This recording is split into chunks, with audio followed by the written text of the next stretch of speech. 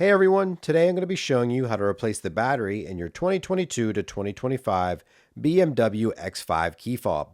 This key fob does take one CR2032 battery, and if you need one, we'll provide a link in the description below where you can pick one up. So we don't need any additional tools to swap out the battery in this key fob, but the first thing we're going to do is flip it over and then remove this silver part of the casing.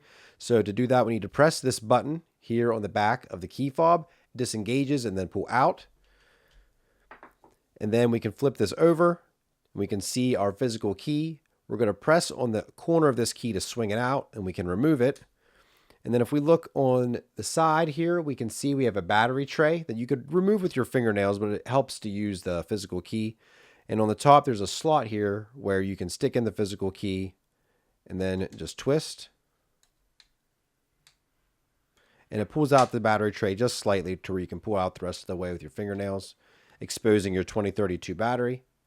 So we'll swap out our 2032 battery with the positive side facing down in this housing.